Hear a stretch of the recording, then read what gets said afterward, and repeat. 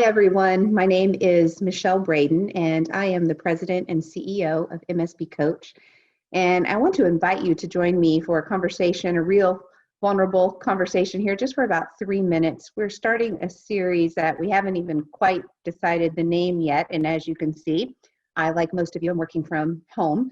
But we're trying to decide if we're going to call this an in it together moment or resilient moment. But nonetheless, this is our first one, and we're just having each of our different coaches and team members to take just a moment to share what they are most concerned about, what their biggest fear is right now, and then how they're coping with that. So this has been hard for me to narrow down because there's actually been quite a few things that concerns that I have. And to be honest, I had a hard time nailing it down to just one. So I'm going to break the rule just a little bit and give you two things. My first biggest concern is that we just a couple of weeks ago, just literally as a company, hit a brick wall, as many organizations did, where just within 24 hours, we had 3 months worth of work canceled, which was, some of it years in the making for it to happen. Some of it has been rescheduled, some of it has not, some of it's to be determined. But nonetheless, from a cash flow standpoint and a business owner and a person who runs a business standpoint, everything shut down very quickly. So that was something that I could have easily gotten caught up in fear, and I have felt those moments of that. So that's the first one. And then the second one is that my parents live, fortunately, I still have both of my parents living, but they are in their mid-70s, and they live about 3.5 hours from us, and just concerns for them and that they live in another state and how they're doing. So those are two of my big top concerns. Like I said, I could go on and on with several others. But right now, for the sake of this call, those are the two that I will address. A couple of things that I have been doing to work through this is just really practicing what I know about deep breathing, making sure I'm getting outside in some fresh air, so keeping my physical distance, but making sure I'm getting some fresh air, getting plenty of water, so getting plenty of sleep. I know those things sound simple, but for me, they make such a tremendous difference.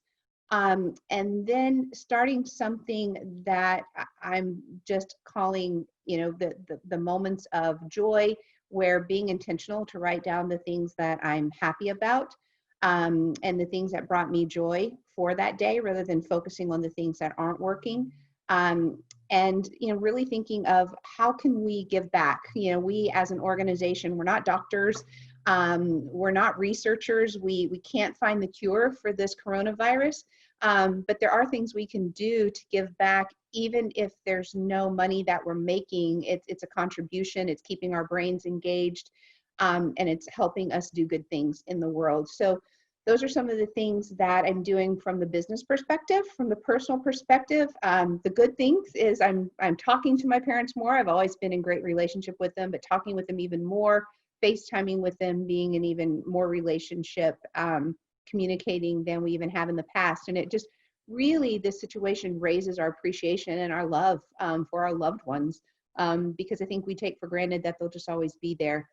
And so one of the bigger things that really in both of these that I'm embracing is recognizing the circles of influence that Stephen Covey talked about. And that is initially, that inner circle of what is in my control, what can I influence, and what is out of my control that I just need to accept. And it's out of my control that we're on lockdowns. It's out of my control that this virus spreads so easily. But I can bring it back in that there are things that I can influence. I've talked a little bit about those things. There are things that I can control within myself and my family, and I've talked about those things. So hopefully this moment of we're all in it together, or this resilient moment, whatever we decide to call it, has been helpful for you.